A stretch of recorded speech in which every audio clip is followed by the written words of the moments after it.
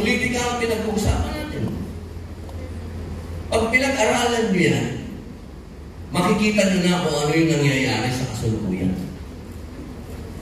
Kailangan lumingon kayo sa inyong pinanggalingan. Hindi po pwedeng hindi kayo lumingon. Tingnan nyo kung ano nangyari kay Andres Bonifacio, kay Emilio Aguinaldo. Huwag na kayong masyadong lumayo. Marami nang nangyari. Meron Hilo Garci. Ang ating politika ay hindi na nag-mature. Eto na lang tayo. Noon hanggang ngayon, eto pa rin tayo. Pero hindi po pwedeng puro tayo reklamo.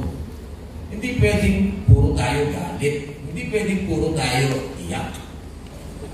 Kailangan may solusyon. Ano ba yung solusyon? Kailangan natin baguhin ang sistemang ito. Itong sistemang ito na ang Pangulo ng Pilipinas ay parang hari. Kailangan magkaroon tayo ng isang forma ng isang bansa na babaguhin natin yung gobyerno. Hindi po pwede na itong klaseng gobyerno ganito. Kailangan magkaroon tayo ng federal na gobyerno. Kailangan ang mga taga-Mindanao hindi second-class citizen.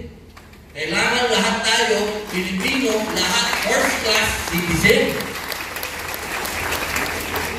Hindi pwedeng taga-Maynila ka, ikaw na lang ang matalino, ikaw na lang ang magaling. Hindi pwede. Hindi porket magaling ka mag-English at kilala mo yung mga tao sa paligid sa buong mundo, ikaw na lang magaling. Hindi po pwede. Mga anak, tandaan po ninyo, parating na naman ang eleksyon. Patapos na po ako nga. Konti na. Parating na naman ang eleksyon. Marami na naman mga mukha dyan na nakita nyo na. Nakapagsilbi na sa inyo ng taon. Merong 2 term, may 3 term, may 4 na term. Lalabas na naman sila lahat. Paglabas niyan, ang sasabihin naman nila sa inyo, pagbabago.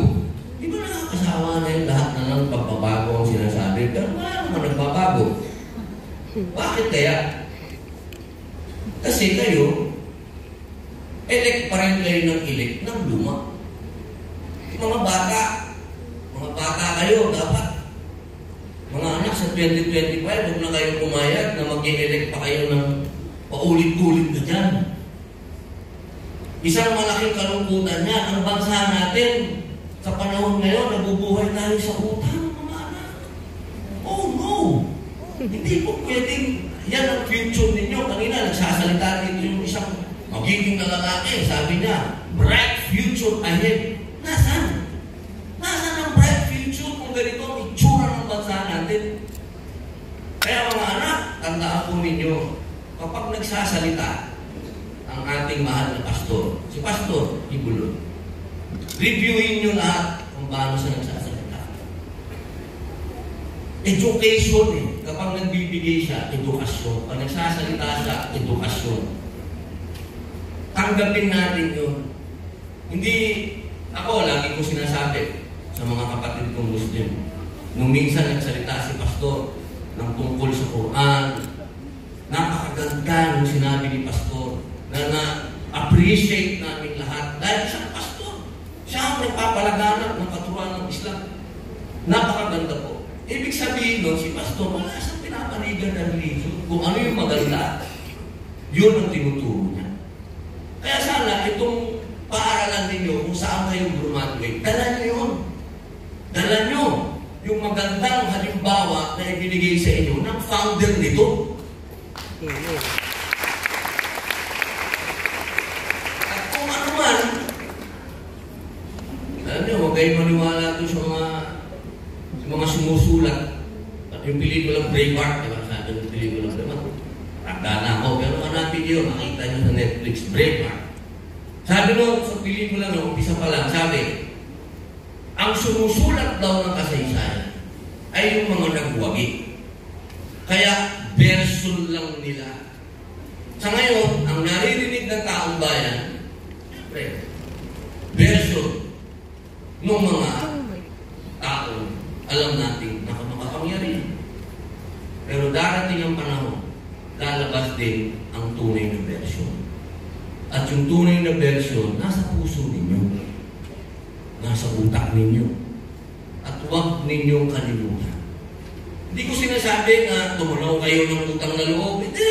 Ako. Sinasabi nila, tinulungan ka lang ni pastor sa eleksyon, kaya ka ganyan. Hindi po. Ang tawag dito, kilala mo kung sino yung mabubuting tao na nakakatulong sa bayan. At kayong mga bata, munang edad, dapat ma-appreciate ninyo yung mga taong mabubuti sa inyo. Yung mga dalaga, baka naman ma-appreciate yung mga nanliligaw lang sa inyo. So, umpisa lang yan. Biro lang. Sa mga kalalakihan, ang aking paalala, sana, bagay, iba na yung panahon ngayon, pero iba pa rin ang gender. Dapat, ang mga lalaki, huwag nyo ialis ang pagiging gentleman.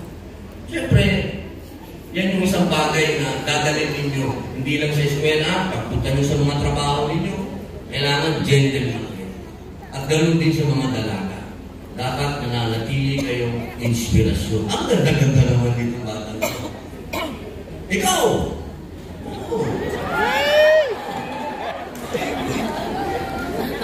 Hello! Ano pangalan mo? Pangalan mo? Nasya? Checker. Checker.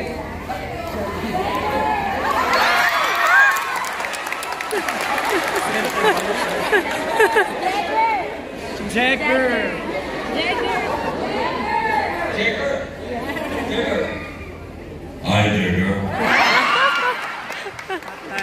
Love you.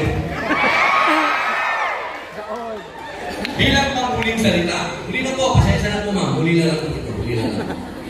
Ano na lang po ito. Sana, mapagbiro talaga ang Tito Robin ninyo, pasensya na kayo. Pero sana doon sa mga bagay na seryoso ako mga. Sana dalhin nyo yan. Kasi, pag hindi nyo dinala yan, hindi ko kayo bibigyan ng pang Jollibee. Kasi, naging kaugalian na yan. Yan ay inumpisahan ng ating Vice President na si Sara Duterte.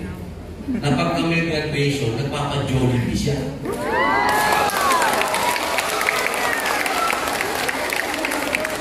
Waxis na lang. Pwede ko bang gawin yun, magpa-Jollibee? Pero ano na yung isang hiling, ha? Yung isang hiling ko lang, sana huwag niyong kalimutan. Sana, tandaan niyo lagi, hindi kayo po pwedeng hindi makialam. Hindi kayo po pwedeng manahimik na lang. Darating ang panahon.